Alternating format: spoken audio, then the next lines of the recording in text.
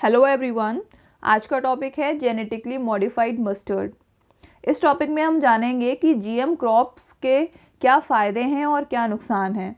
साथ ही ये भी देखेंगे कि जेनेटिकली मॉडिफाइड क्रॉप्स क्या हमारे देश में होती हैं, अगर होती हैं तो कौन सी हैं, और अगर इनकी प्रोडक्टिविटी हुई है अभी तक तो उनसे हमें क्या एडवांटेजेस और क्या हमें ड्रॉबैक्स देखने को मिले हैं।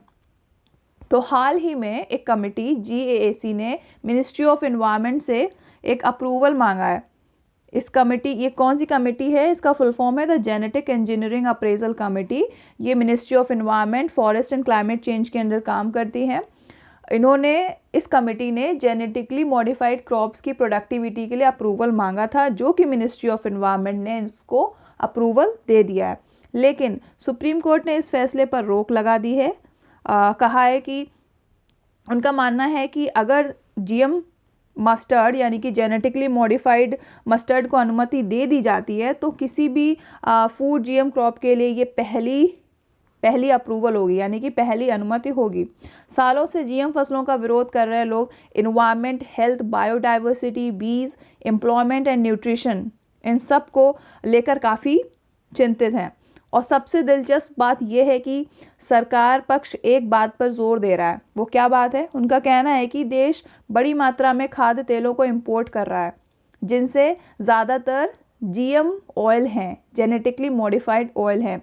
सरकार का कहना है कि DMH11, जिस जीएम मस्टर्ड की हम बात कर रहे हैं, उसकी वैरायटी का नाम है ये GMH11। तो सरकार का कहना है कि इसकी प्रोडक्टिविटी ज़्यादा है, जिससे देश में सरसों का प्रोडक्शन बढ़ सकता है और किसान की आय में भी वृद्धि होगी। सरसों का उत्पादन बढ़ने से देश खाद्य तेलों में आत्मनिर्भर हो जाएगा और विदेशों से आयात घटेगा। लेकिन सरकार का ये तर्क सही नहीं है, क्योंकि प्रोफेसर पेंटल कहते हैं DMH11 की प्रोडक्टिविटी 2200 kg पर हेक्टेयर से ज़्यादा नहीं है। While the productivity of many other mustard hybrids in the country ranges from 2500 kg to 4000 kg. Mustard productivity is already above DMH11 in many parts of the country. कहने का मतलब ये है कि DMH11 जो वैरायटी है मस्टर्ड की, उससे कई ज़्यादा प्रोडक्टिविटी जो हाल ही में मौजूदा मस्टर्ड हमारे यहाँ होती हैं हमारे देश में, उनकी प्रोडक्टिविटी ज़्यादा है इस DMH11 मस्टर्ड से। जब साइंटिस्ट ने गवर्नमेंट के इस आर्ग्यूमेंट को चैलेंज किया तो ICAR यानी कि Indian council of agricultural research ने माना कि जेनेटिकली मॉडिफाइड मस्टर्ड से इंपोर्ट पर डिपेंडेंसी ख़त्म करने की बात बिल्कुल भी सही नहीं है। क्यों सही नहीं है? क्योंकि देश में DMH11 के नाम से हर्बिसाइड टॉलरेंट जीएम मस्टर्ड को अपनाने से देश के फूड में जीएम का प्रवेश होगा, जीएम क्रॉप्स की एंट्री हो जाएगी, जो न केवल पर्यावरणीय, स्वास्थ्य, मधुमक्खियों और रोज़गार के लिए भी खतरनाक है, बल्कि हमारी पारंपरिक ट्रेडिशनल मस्टर्ड को भी ख़त्म कर सकता है। इम्पॉर्टेंट बात यह है कि DMH11 सरसों है ही नहीं, ये एक्चुअली मस्टर्ड है ही नहीं। It's a canola developed from 2 genes owned by the Bayer company which has neither the smell nor the taste of mustard। जहाँ तक जीएम अपनाने से विदेशी मुद्रा बचाने की बात है तो ये एक सपना है, क्योंकि विदेशी मुद्रा की बचत तो दूर, हमारे खाद्य निर्यात से अर्जित यानी कि अर्नड विदेशी मुद्रा पर भी इसका असर पड़ेगा।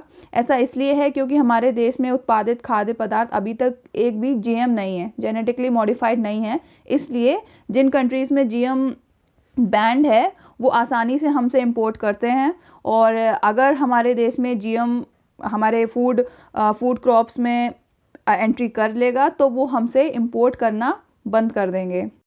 हमारे देश में BT कॉटन को सरकार से अनुमति मिल गई है। जीएम सपोर्टर्स का कहना है कि BT कॉटन आने के बाद देश में कॉटन का जो प्रोडक्शन है वो बढ़ा है और इससे विदेशी मुद्रा भी अर्न की जा रही है। लेकिन हमें ये समझना होगा कि इस दौरान कॉटन का टोटल एरिया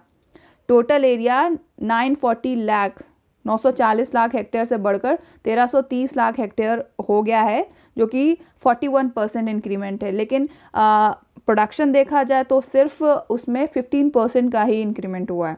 इसका रीज़न यह है कि 2007 के बाद कुछ अपवादों को छोड़कर बीटी कॉटन के प्रोडक्शन में गिरावट जारी रही है। इंडिया के पास वर्ल्ड का 40% कॉटन एरिया है, कपास क्षेत्र है, लेकिन वर्ल्ड में कुल टोटल कॉटन प्रोडक्शन में इंडिया का केवल 20% है।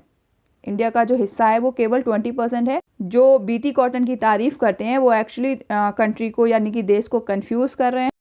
इतना ही नहीं, पिछले वर्षों में कपास किसानों को फ्लाई, जो वाइट फ्लाई नाम के इंसेक्ट से भी सामना करना पड़ा था, जिससे कॉटन के प्रोडक्शन में भारी कमी आई। इसलिए इन्वायरमेंट, हेल्थ और इंडिया के फॉरेन ट्रेड में हो रहे लॉसेस को देखते हुए गवर्नमेंट को चाहिए कि सत्यता की जांच करें और जीएम फसलों को अपनाने से परहेज करें, दूर रहें उससे। That is the government should check the veracity and refrain from adopting the GM crops. So this is all about genetically modified mustard as well as crops.